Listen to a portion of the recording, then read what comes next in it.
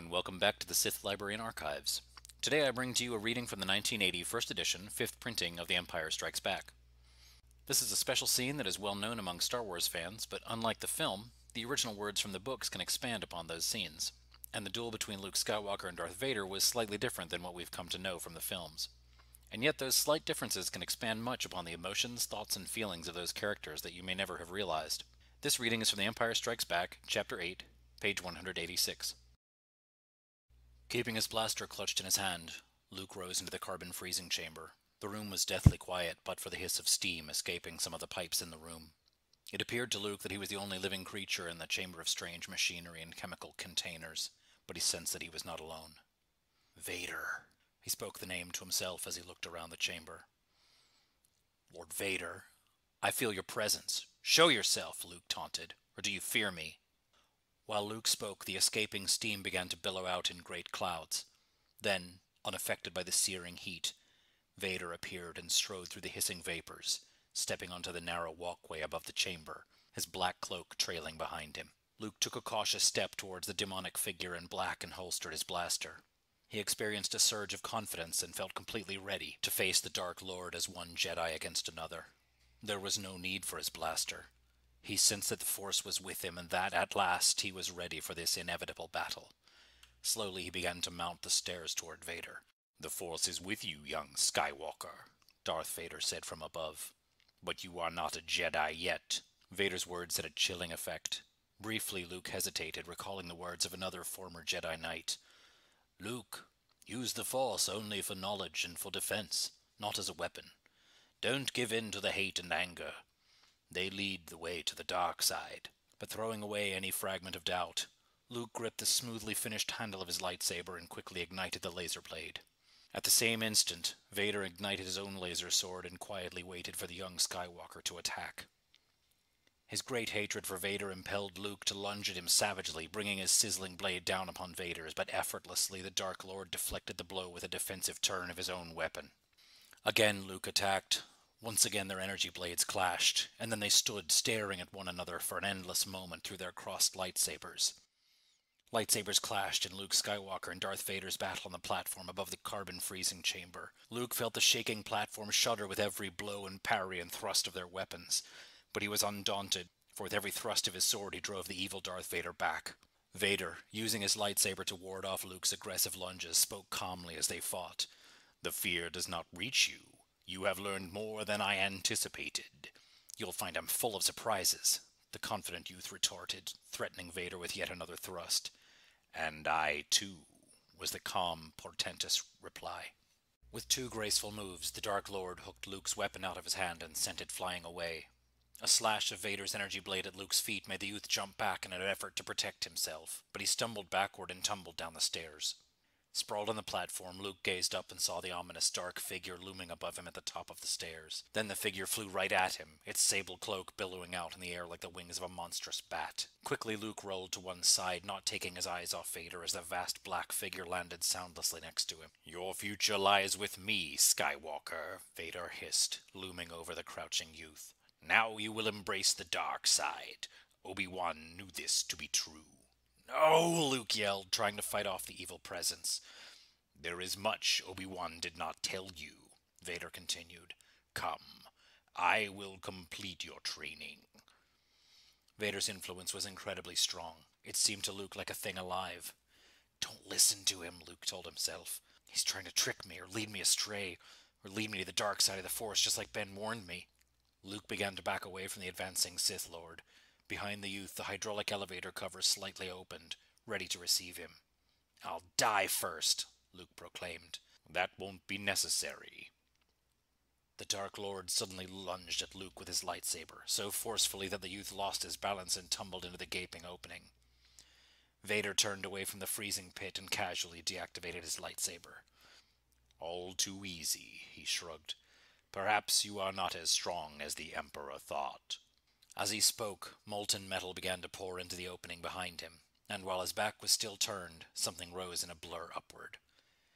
Time will tell, Luke quietly replied to Vader's remark. The Dark Lord spun around. At this point in the freezing process, the subject certainly shouldn't be able to speak. Vader glanced around the room and then turned his helmeted head up toward the ceiling. Hanging from some hoses draped across the ceiling, Luke was suspended, having leaped some 5 meters into the air to escape the carbonite.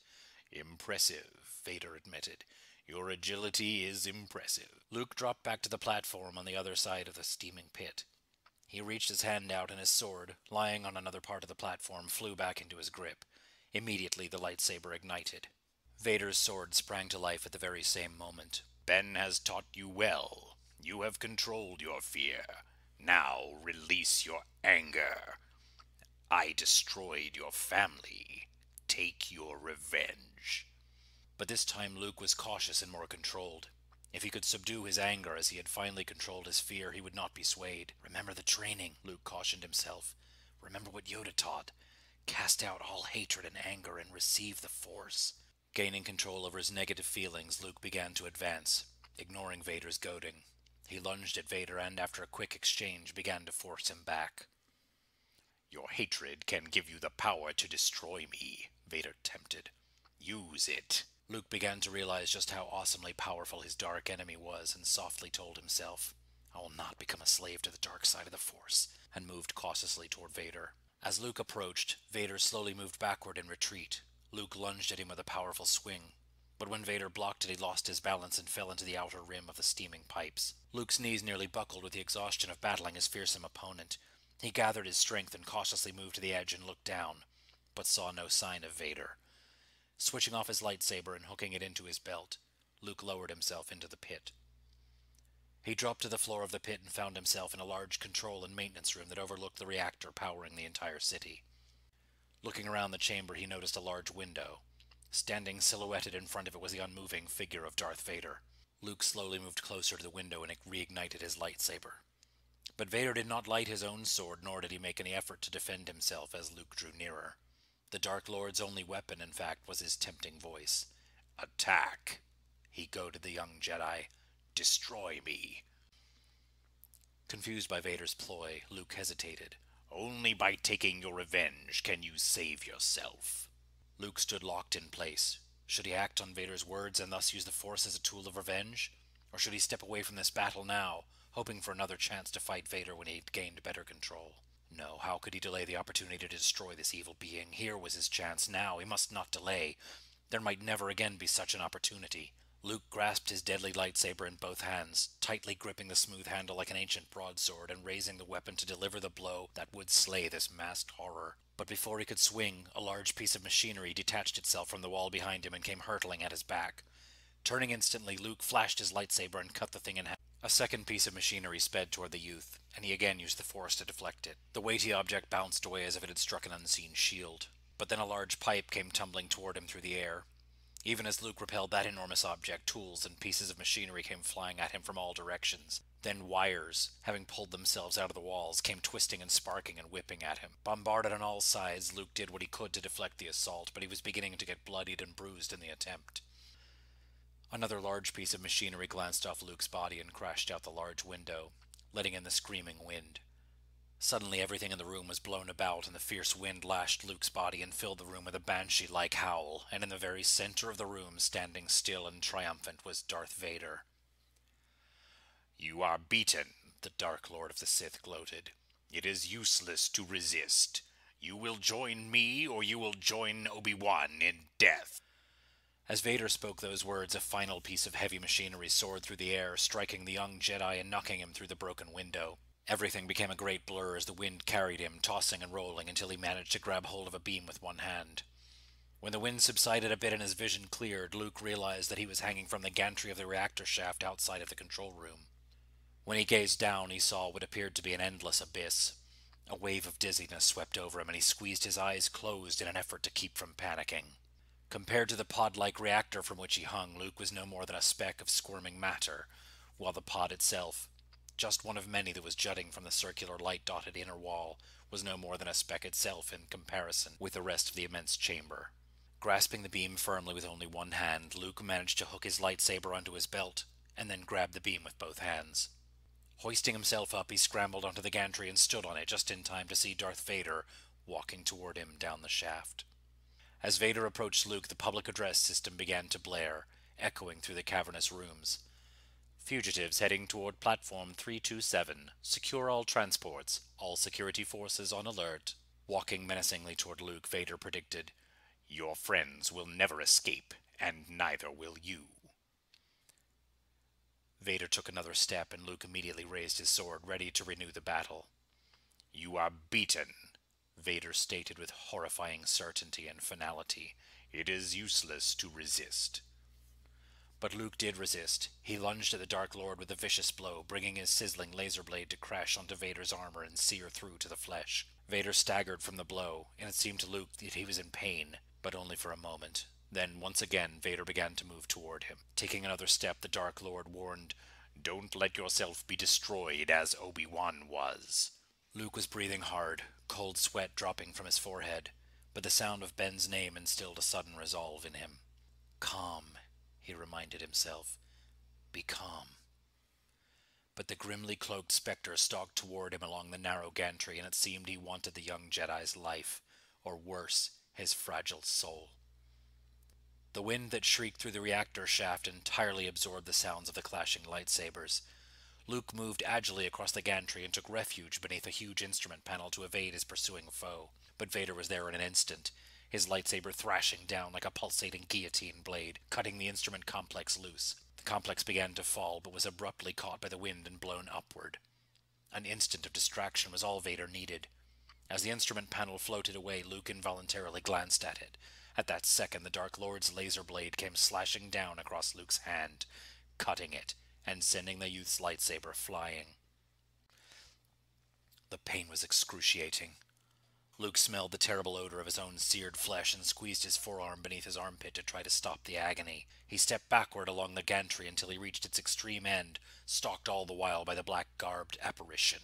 Abruptly, ominously, the wind subsided, and Luke realized he had nowhere else to go. "There is no escape," the Dark Lord of the Sith warned, looming over Luke like a black angel of death. "Don't make me destroy you. You are strong with the Force. Now you must learn to use the dark side. Join me, and together we will be more powerful than the Emperor. Come. I will complete your training, and we will rule the galaxy together." Luke refused to give in to Vader's taunts. "I will never join you." "If you only knew the power of the dark side," Vader continued. "Obi-Wan never told you what happened to your father, did he?" Mention of his father aroused Luke's anger. "He told me enough," he yelled. "He told me you killed him." "No," Vader replied calmly. "I am your father." Stunned, Luke stared with disbelief at the black-clad warrior and then pulled away at this revelation. The two warriors stood staring at one another, father and son. "No, no, that's not true," Luke said, refusing to believe what he had just heard. "That's impossible." "Search your feelings," Vader said, sounding like an evil version of Yoda. "You know it to be true." Then Vader turned off the blade of his lightsaber and extended a steady and inviting hand. Bewildered and horror-stricken at Vader's words, Luke shouted, "No! No!" Vader continued persuasively, "Luke, you can destroy the Emperor. He has foreseen this. It is your destiny. Join me, and together we can rule the galaxy as father and son. Come with me. It is the only way." Luke's mind whirled with those words. Everything was finally beginning to coalesce in his brain, or was it? He wondered if Vader were telling him the truth, if the training of Yoda, the teaching of saintly old Ben, his own strivings for good and abhorrence of evil, if everything he'd fought for were no more than a lie. He didn't want to believe Vader, tried convincing himself it was Vader who lied to him, but somehow he could feel the truth in the Dark Lord's words. But if Darth Vader did speak the truth, why, he wondered, had Ben Kenobi lied to him? Why? His mind screamed louder than any wind the Dark Lord could have summoned against him. The answers no longer seemed to matter. His father. With the calmness that Ben himself and Yoda the Jedi Master had taught him, Luke Skywalker made, perhaps, what might be his final decision of all. "Never!" Luke shouted as he stepped out into the empty abyss beneath him. For all its unperceived depth, Luke might have been falling to another galaxy. So as we close the book on this reading, please share in the comments below what you thought about this version of the story compared to the film. Did it make you think about the movie in a different way? Or see subtle details in the characters you could not have been aware of from the films? Also, please make sure to leave a like and hit the subscribe button to receive more of these types of videos as they come out. I'd like to do a reading with the Darth Bane novel or Darth Plagueis even, but for now, that's all. Thank you again, and may the Force be with you. Always. Ah!